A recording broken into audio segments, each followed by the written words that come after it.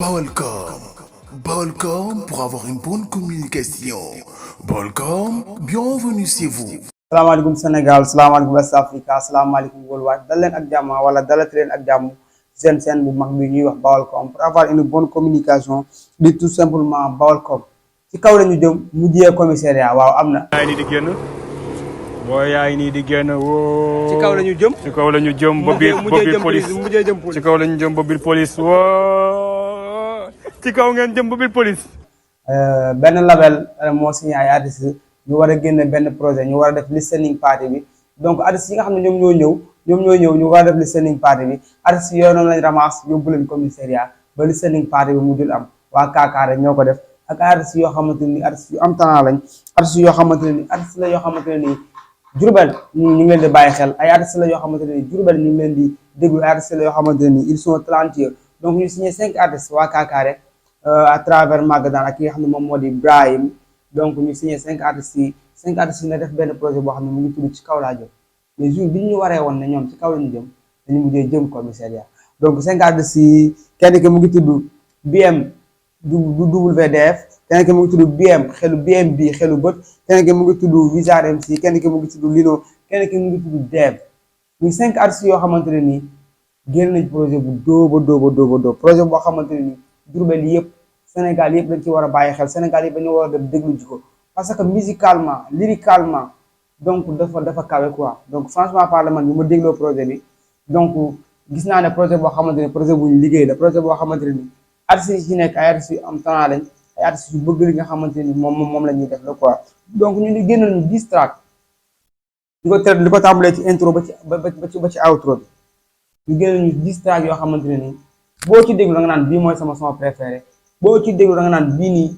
gars yi ci ban move lañ nekkoon bi ñuy bind texte yi nii gars yi ci ban monde la ñuy rabe quoi par rapport ak nouvelle génération bi nga xam ne moom lañ gis fii nii ci Diourbel par rapport ak nouvelle génération bi nga xam ne moom lañ gis fii ci Sénégal donc premier track bi ci kaw lañ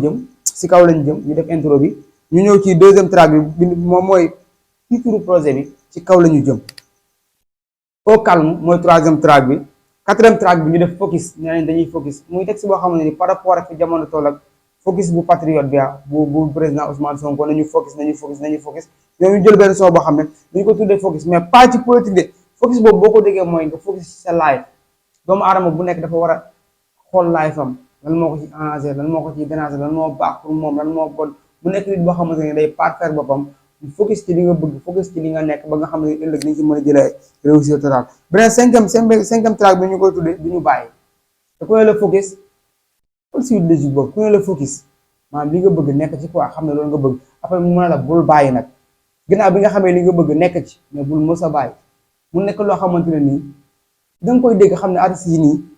ils ont quelque chose dans leur tête quoi am nañ benn bagage intellectuel boo xamante ni moom la ñuy évoluer ñu ñëw ci sixième track bi mu ngi tudd last dance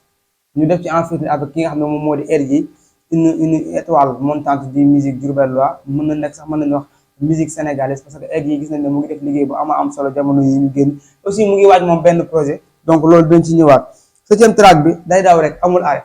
son boobu saa ma tii son boobu dafa graaw zembere non son boobu beneen affaire la gars yi dama la ngeen déglu son boobu man projet bi son boobu moo ci nekk sama son préféré ak dernier son bi nga xamante ne ni ñoom def nañ ko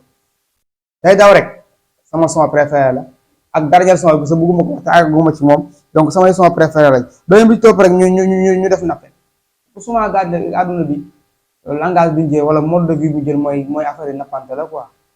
donc ñoom faaw ñu nappe ñoom it léegi li ñuy nappe jar na ko am jaru ko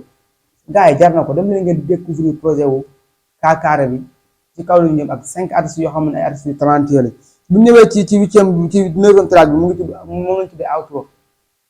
outro lañ ko tuddee pour woon gars yi que ni liñ commencé woon kat ñu ngi koy waaj a tëj ñu ñëw ci last track bi ñu tuddee ko Rijal nga dëkk Diourbel surtout ñu dëkk Kër Cheikh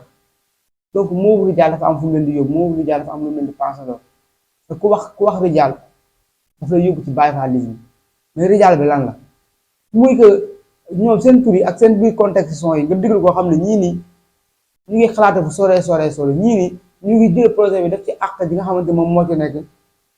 jox ko gëdd bi nga xam ne moom la projet bi am jox ko doole ji nga xam ne moom la projet bi am ba projet bi génn keroog donc mu nekk loo xamante ni lu am importance la projet bu dóob la projet bu nice la ñu ngi wax melomaanu Sénégal yëpp ñu dem découvrir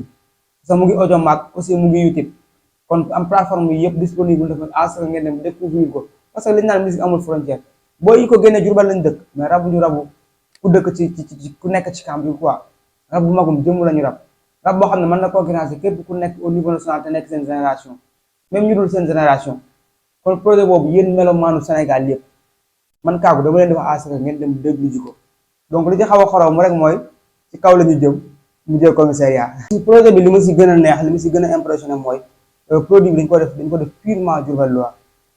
c'est-à-dire bu ñu nee purement Diourbellois mooy ñi nga xamoon dem nañ gëstu ji ci côté bi ku ci nekk am ci côté boo gëstu ji ku ci nekk am ci loo nekk donc ñu feree seen ay force boole seen ay doole pour gën a mën a jëmmal li nga xam ne moom moo di projet bi ci kaw lañ jëm. donc bu ñëwee ci production bi dañuy am Kakare Entertainment production bi par Magadan Studio Magadan donc ku ko xam-xam ko ci hip hop ancien membre Free Concept ku ko xam-xam ko ne ku bëgg aar bi la ku ko xam-xam ne ku bëgg culture Diourbelloise kon bu defee lii nii donc wàccu ñu ngi ko saluer bu baax a baax aussi di ko nuyu bu baax a baax bi ñu meekee da ngay am def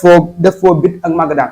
c'est-à-dire ñoom ñoo jóg bit yi nga xam ne ñoom ñoo nekk ci projet bi nga ñëw ci directeur artistique bi nga am ki nga xam ne moom moo di Rengs moom mooy directeur artistique bi nga xam ne Rengs koo xam-xam ku ko xàmmee yaa ko xam ci culture Diourbel xam ne mu ngi ci évolué depuis bu yàgg ba léegi kon donc bu ñëwee seere li nga xam ne moom moo di directeur artistique bi dañ ciy kontaan bu baax a baax maintenant deuxième génération bi mooy Ibrahima Ngom ñu gën ko xam ci Ibrahim moom mooy ki nga xam ne moom mooy manager général label Kakare aussi bu ñëwee ci graphie bi design bi tout ce qui est visuel yi donc ki nga xam ne moom moo di boileau graphique moom moo ko jox aussi ñu def photographe surtout ñi nga xam ne artistes yi def nañ ko